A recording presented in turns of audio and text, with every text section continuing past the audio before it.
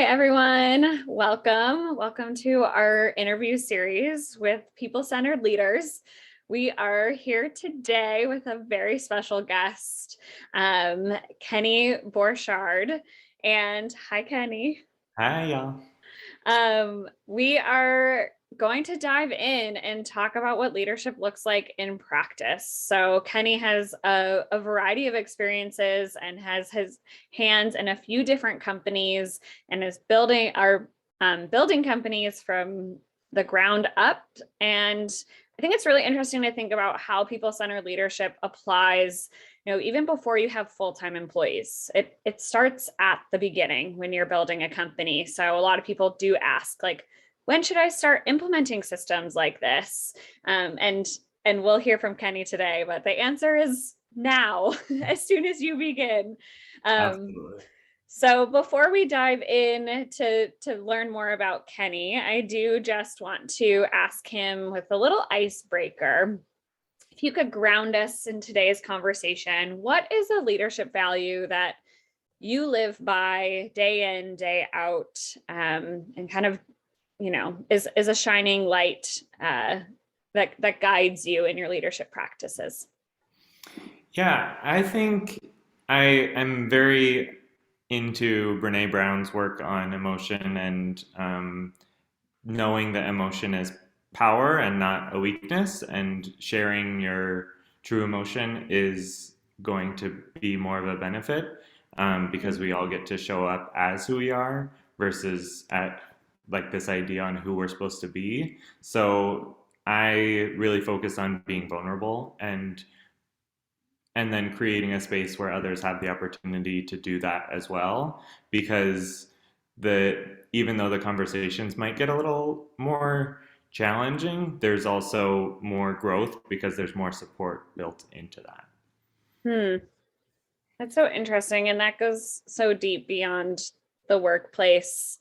I was listening to a podcast this morning, Amber Lillystrom, and they were talking about, she was actually interviewing someone about parenting, and they were saying, like, your child can only have the capacity to regulate themselves to the point where you have the capacity to regulate yourself. And so this to me is like such a direct tie to kind of what you're saying, is like, as a leader, being vulnerable and regulating your emotions and sharing that process along the way and being really open about that sets a standard quite high for then the people around you to do the same. And you're simultaneously like educating them and showing them how to regulate emotions in the workplace and how to be vulnerable, even if it provides some challenging conversations. Yeah, and I do not think it's a capacity issue. I think it's a language and like emotional literacy issue Mm, that I mean Brene Brown talks about. Most participants out of a huge study she did were able to verify three emotions. And so she wrote this book with 87 different emotions, and the like once you can tap into the complexities around like this is actually how I'm feeling right now versus mad, because mad is such a general term. Like, I'm actually feeling envious, which puts your body in a completely different space and then allows you to then transform out of that because you were able to like actually acknowledge that the specificity of how you're feeling. So I think it's mm, an like a um, sorry, that I think it's a vocabulary and having those tactical tools to share how you're feeling versus like people don't want to do that. They don't have the tools to do mhm. it. I'm kind of putting you on the spot here, but is this something you would use as a tool, like this book from Brene Brown is like a tool for onboarding for new team members, or how would Yeah, I you? think it's a great, and I think that Brene Brown also has a lot of tools on her website and Dare to Lead and is like implementing this work in like leadership styles. And Mhm. so they're like having the core foundation of the different emotions allows you to step into a workplace. And if you know that workplace values that, right? Like if that's part of your onboarding technique, then you get to like say, hey, I'm actually feeling this right now. And that's different. Like I'm feeling overwhelmed versus stressed. And the response to overwhelm is to completely stop and do nothing for 10 minutes. But the response to stress is like, how can I take a couple of these things off your plate so you can continue doing the task you're doing, right? So if you have the literacy to be able to say to a team member, I'm feeling overwhelmed, that cues to the other team member to say, like, don't push them any further. They're at their capacity, they're flooded. So you can't like want more from them at this moment. It's not going to do you any good. Mhm. So I think that it is a really good tool to um, create a culture that can not use the coded language of vulnerability, but can get the deeper understanding and intricacies of vulnerability to use it as that superpower. Yes. Yes. And not making it like this secret sauce behind your leadership, but actually making it very forthcoming. Like this is part of our culture. Absolutely. Oh, so good. Thanks for starting there. Off to a good start. Yeah, off to a great start. Okay, let's zoom out. Let's go big picture. Can you share a little bit about us, your work, how you got to doing what you're doing? Just yeah, who is Kenny? What do we need to Yeah, know? for sure. So my name's Kenny Borchard, and I use he, him pronouns. And I am one of the directors at Joffrey, Texas, which is an event-based dance program held in San Antonio, Texas. It was started originally by Robert Joffrey over 40 years ago, and we are continuing kind of this legacy that he started of inclusion in a traditionally very elitist, classist environment. And then the other business that I'm so happy to be a part of is called Cultivating Better Tomorrows, and it's a diversity, equity, and inclusion consulting firm specifically for the performing arts. So it was started by three dancers who had really great experiences in dance and then also had harmful experiences in dance. And so after being both professionals and educators all throughout our careers, we have taught in so many different institutions that we're able to put together materials and resources for educators to access. I think everybody has a really good, solid understanding on how to teach dance and technique, but I think that a lot of people need resources on like creating welcoming spaces and creating environments where students feel like they can learn because there's a foundation set of trust. And so we provide the resources for those educators to um, be able to create spaces where kids are excited to go and learn and feel comfortable in their space because you always learn better when you feel comfortable in your space. Mhm. Yeah, and I feel like the ballet world and the dance world is similar to the gymnastics world or some of the athletics worlds where it just hasn't been questioned. And if you want to perform at this professional level, this is what's required, and we're not going to question the authority. And we're finding, and I'm curious to hear what you're where this light bulb went off for you, and when you started kind of challenging the norm or the acceptable behaviors, the acceptable environment within the dance world. When did that start to kind of surface for you and you're like, this doesn't have to be this way, and we can still get to be the professional performer that we're seeking to be in a healthier way? Yeah, wow. So one of our like main phrases at Cultivating Better Tomorrows is ending the cycle of trauma as tradition. Mm, So in ballet and in dance, there is this built-in like set of rules that nobody really talks about, nobody questions, and that's the tradition, right? Like when you ask a teacher what the reasoning behind this is, it's oh, that's part of the ballet tradition. And so we've really taken a step back and started questioning all those traditions and like what value does this uphold and is it still valuable in the 21st century for dance, right? Like if there's substance and like a reason behind that tradition being there that is still beneficial to moving forward in the 21st century, then great. Like, let's still value and embrace that, right? Like, that's where we came from. So let's continue to bring that on. But if we step back and see this tradition being harmful to some of the students in that class, then I don't think it's fair to continue in the frame of, well, it's tradition. Well, there's like, I mean, if we look back at history, there's a lot of things that happened that really shouldn't have happened. And so when did somebody look and say, actually, this shouldn't be happening? And so I think that we have really started doing that and are able to provide resources for other teachers that don't have to necessarily do the hard work of analyzing because we've put together a resource that will give them a strong understanding of where to like to create and develop a new lens around creating student-centered classrooms. Because the classrooms I grew up in were completely teacher-centered. They were, that's the authority, you must do what they say, never question, it's all like it's their way. And I completely disagree with that.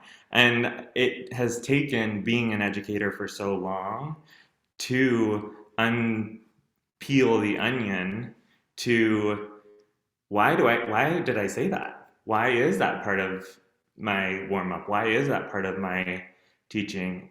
And should it still be, right? Until we're able to kind of interrogate and look at how we are moving through the world based on our past, then we can't really move forward in a really productive way because we haven't done the like analyzing that is required at Mhm. this time in our like the complexities of what's happening in the world right now. You know, Mhm. if we can't take the time to look at what's happening and then change the things that are causing the harm, then we're just going to continue to perpetuate it. Whew. Right. So for personally, yes, like so were these lights going off for you, like you said, through this transition of, and I'm not exactly sure what your transition was, but professional dancer to educator. And then as you started teaching it, you were like, why am I doing this? And You that's know, when the light bulb went off. I'm just, I think it's been a gradual progression, but then I okay. also think that because I've always taught and been a professional Yes. dancer, like Okay. it's just always kind of been um, something I maintained. Hmm. But I think that when we went online, like and had to completely rethink how we were going to teach, I used that time to not just replicate exercises in a 6 by 6 space, but like, what's the reasoning behind it? Like, what are Hmm. we getting after here? Not only in the like structural, technical, like anatomical way of like our body should move this way because that's how science says and physics say it should, Hmm. but also from a space of like we are going through a global pandemic and our emotions are like we have never been in such an isolated space with our family for this much time. So like analyzing what are the students coming into class with and how can we move our bodies in an effective way so that they can know the positive effects of moving our bodies, right? But not from a place that's like you must do this and this, right? But from a place of it feels really good to move your body. Right. Right. And we're in the middle of a global pandemic. So actually getting to the stage and performing isn't the goal right now, Right. which Absolutely. is such an interest, like first timer for artists. Right. Yeah. And I think it made a lot of people reflect on like, do I what do I like about this? And what Right. don't I like about this? And so there is this kind of shift of like there's a lot of people that were in it specifically for the performing, and after 2 years of not being able to perform, they're ready to move on. And I Mm-hmm. think that there's a lot of value in people actually knowing who they want to be and how they want to show up in the world so that they can do that fully versus like this is the track that I started at age 6 and so I'm going to see it to the end, but no, checking in with yourself and like, do I want this now? I know this is a goal I set previously, but is it actually something I continue to want? Mm-hmm. And I can put my energy in actually getting that. Mm-hmm. So good. Is this what I actually want? Right. Checking in with self. So that actually transitions well. What were some of the first small changes that you were like, these are the immediate things we can be questioning, holding space for conversations with our students? And I think they probably are relating to the way you run the business side as well. So kind of these already saying, pausing to check in with self to me is something that I never did in my dance career, and rarely did I do in my business career until I started proactively layering these systems together. But any other things that come to mind of those first changes? Yeah, so from the Joffrey, Texas side, um, we're running a summer experience for students to come and have a different experience than what they have year round. And so one of the first things that we looked at and made a quick win change on was our dress code. We really realized that our dress code wasn't inclusive, and so we now have a gender nonconforming, non-binary dress code specifically for to say students can and should come to our program, and we are analyzing um, the gender binary that is built into ballet, that boys do this and girls do this, and changing and making it like experience where you get to choose how you show up in class, right? Does everybody have to curtsy at the end or bow? Or what's an alternative? What's something else that I can do? And so that I feel valued and honored in my body for doing that class, right? The reverence at the end of a class is to appreciate all the work that you've done. And so if you don't feel comfortable doing the step that is supposed to honor and appreciate the work you've done, then we're kind of at odds there, right? So like it's analyzing these little like traditional like nuances that are within this larger system and just looking at them, right? We don't have like you don't have to make a like sudden change right away, but even just, hey, I never thought about it this way. What if I do? Does something change? Does something not change? Yeah. So, I mean, the dress code is such a good one, and that's been on the table for a while, but people have been dragging their heels on it and not like just like fully flipping. And so that's such a good example. And then I love the I mean, a ballet class is just a series of tradition, and so finding those nuances like irreverence is a powerful one, and allowing students to choose how they honor self, because that let's get to the core value of what this exercise is about, and then let's provide personal choice from there. Well, and I will say that, like for me growing up, a reverence was to thank the teacher. And Right. I am shifting that to like, no, I just did all that work, right? Like, let me thank myself. uh, Like, why can't we turn it in on the like and make it an introspective experience versus a like performative, like gracious, you have all the power. Thank you so much for giving me all your knowledge. Well, right. internally, I have a lot of power and I have a lot of like of intuitive knowledge that I can Mm, thank myself for. mm-hmm. Mm-hmm.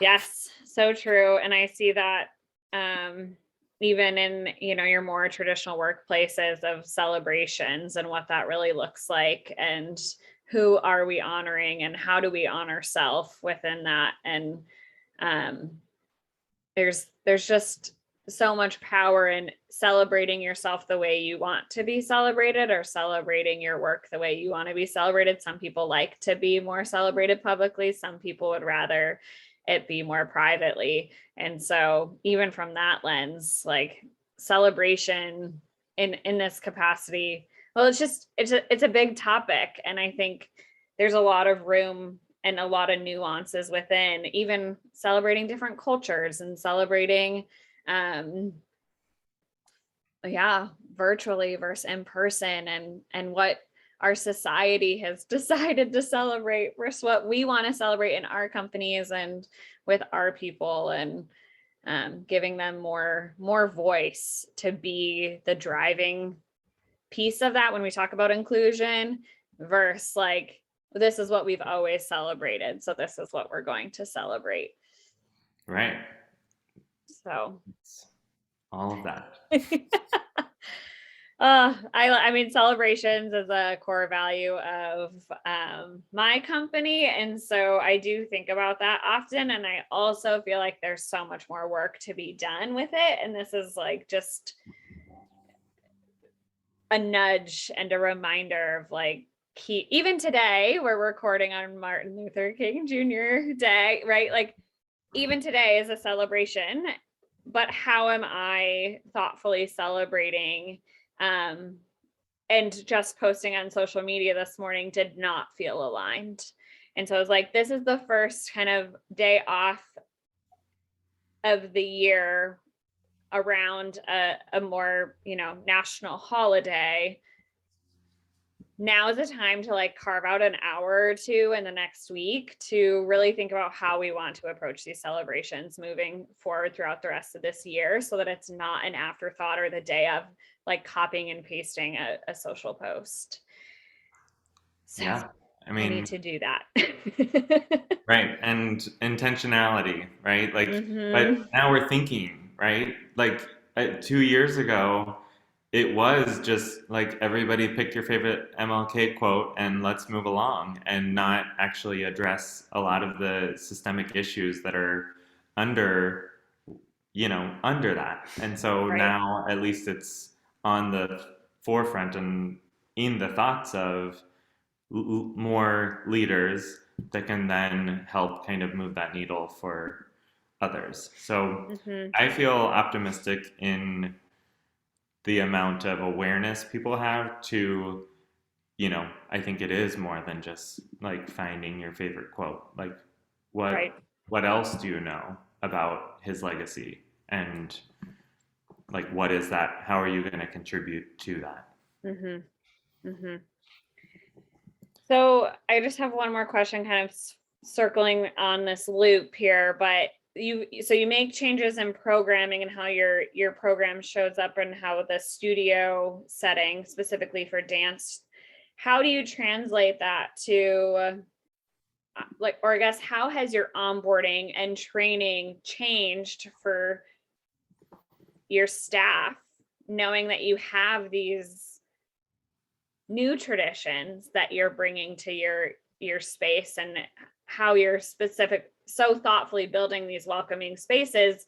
This is new for your employees, for your contractors, for your teachers, for your administrators. So how are you yeah, how has training and onboarding shifted? Right. It has in so through Cultivating Better Tomorrows, we were featured in Dance Magazine in April of 2020. And then we got a lot of inquiries of like, hey, I want to access your work. Like, how do we do that? And then Mm, we we sat down as a team and had a 3 hour discussion like we typically do to create new things. We talk and talk in circles to see what rises to the top. And so we found that most of the people were having trouble getting all of their educators and staff and administration in the same place at the same time to do a Zoom training. mm, So little backstory, Cultivating Better Tomorrows was built online. So we built this and didn't actually meet in person for the first year and a half of our business, which was um, very interesting, but also very amazing. So we built an online course that goes through the definitions of diversity, equity, and inclusion and bias. And then it goes into like tactical in studio like applications of how making changes can create a more inclusive and welcoming environment. So for example, like costuming, things to think about. Are you putting tights on that match the skin tone of the dancer, or are we all just arbitrarily required to wear the same color tights? You know, just thinking about, and that's a kind of buzz topic, but we go through gender and we talk about the reasons for using pronouns and how different people show up in different ways and phrases that are not as inclusive, like you guys, you know, can we use a more inclusive language like y'all or dancers or um, level four? And so we go through, I think there's 9 different, consent is another one that talks about that we think is really important in sharing the students knowing about consent, the educators knowing about consent, and the parents, so that we can create a culture around the idea of consent and that your body is your body and nobody else can touch it without your consent, and the autonomy and the power that comes along with that.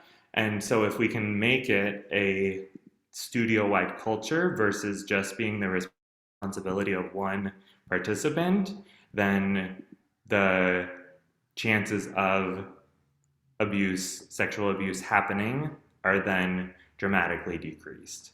So we've created back to it, we've created this course that right. kind of goes into all of the different elements that do create welcoming spaces. So that is something that we require all Joffrey, Texas staff, faculty, chaperones, anybody who's going to be interacting with students is required to take that course before.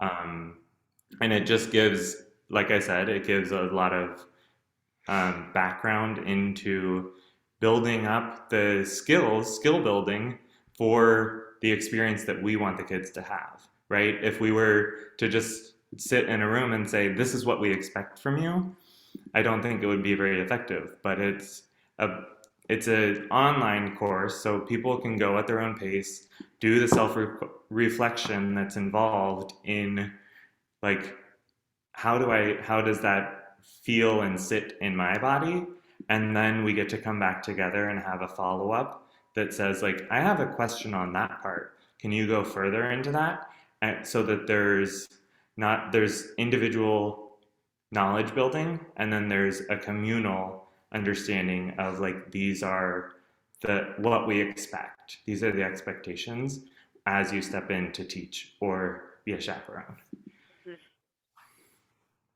It's system level change that you're working with here, which is so impressive. So really, cultivating better tomorrows, taking that significant step back to say, how can we educate X number of people that are going to have multiple communication points. I don't love the word touch points there, but like communication points Mm-hmm. of like, looking at the funnel, or it's not even a funnel, it's a cycle. Like they're coming in as a teacher, they're or an administrator, right? Or I guess the administrators need to know this information to communicate and train the teachers.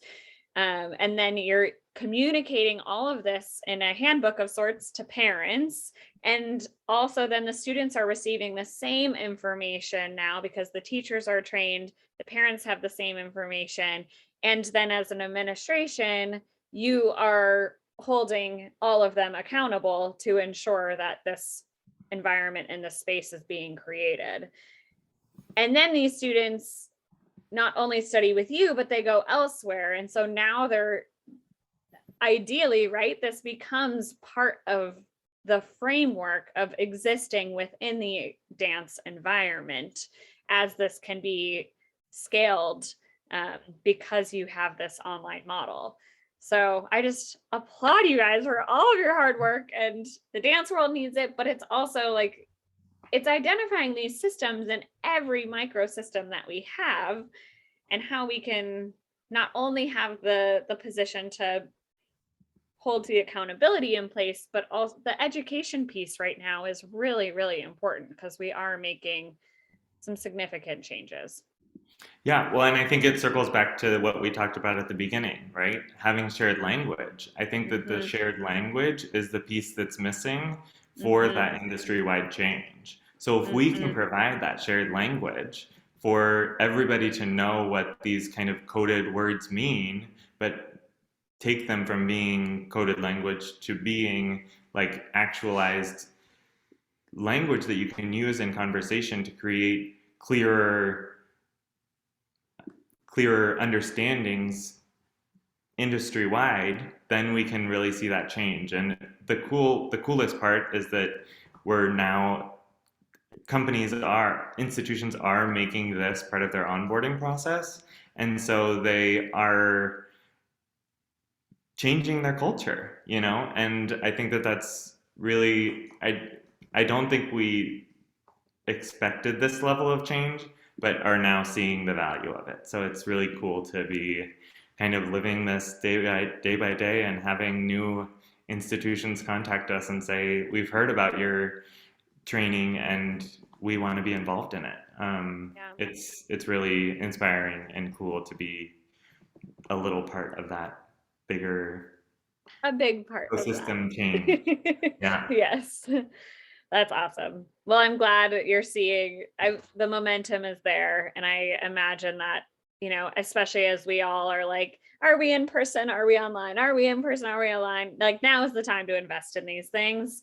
And this is something we definitely can do, whether we're in person or online. So let's take the moment to make sure when we're coming back, we're well prepared. And it's also a good time to set new standards. Agreed. So all right, let's wrap things up. Thank you so much for all of your time. This has been amazing. I have two kind of rapid fire questions for you as I we love a rapid leave. fire. I know, me too. Brene Brown does it. Everyone does it. Why not? But what is one thing? So we already talked about the value of this emotional intelligence and this vocabulary and this vulnerability that shows up in your leadership. That was kind of my first rapid question, but it turned into an icebreaker. One thing that you would tell a former version of you. One thing I would tell, I just wish I believed in myself earlier. I Mm, like this year is kind of year one for me in that, like advocating for myself and being the person I want to be and like building systems into my life that hold me accountable for being that person that I want to be, um, is like I wish I had that earlier. I wish I believed in myself. I wish I like didn't seek out so much approval from other people earlier. Um, yeah, I think that that's that. thank you. And I see that you're infusing that into your work by already giving students choice, right? Instead of telling them who they need to be, you're asking them. And I so wish that more people asked our generation, like, what would you like to do in this space? Because that is a new thing for us. So Yeah, it's and I great. will say, like, as an event-based teacher mainly, I'm going into spaces, so I'm not doing the daily technique. So I like to focus more on like teaching how to think and teaching Mhm. how to like analyze and like feel how your body connects to your movement and your mind, like how your mind connects to your movement. So whenever I go in to teach somewhere, it's so much more about the experience and how people feel when they leave the space than like how many batmas we did on the right and the left. Amazing. All right. How do you stay inspired as a leader? How do you fill up your cup? I stay active. I have to move my body. I know that it's so required for my mental well-being, and I know my body has a lot of energy to expend because I am equal part, like I'm an athlete and an artist, and so I know that I need to burn through that. And so yeah, staying active.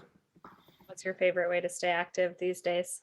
Currently, body pump. So it's an hour long like weightlifting class in a group environment because I'm just Fun. getting back to the gym for the first time in a really long time. Uh-huh. But I did run a marathon in the pandemic, so I Nice. like trained and I had never been a runner. I had never run before the Huh. pandemic. And so but it also was a transition out of a job and into working full time for myself or and for these Yes. businesses. So it was a really nice structure that built in effective thinking time. You Yeah, know, the body can just kind of go on rote and your mind can think through some important shifts that needed to happen. absolutely. That's amazing. How can we stay in touch with you? How can we learn more about the online course through Cultivating Better Tomorrows? Give us all the Yeah. deets. So on Instagram, we have at Cultivating Better Tomorrows and at Joffrey, Texas, and then my Uh-huh. personal account is at Kenny B Danson, and then our website's also like on cultivatingbettertomorrows.org. You can find the access to the course. Okay. Yeah. All right. Well, thank you so much for joining us. And we are just honored to be able to spend this time with you and hear about all the work you've been up to and the important pausing you're doing to really rewire at the industry level, which is so valuable. So thank you. Yeah. Thank Thanks you. so much Thank for you for having all me. you do. All Thanks right. so Talk to much. you soon.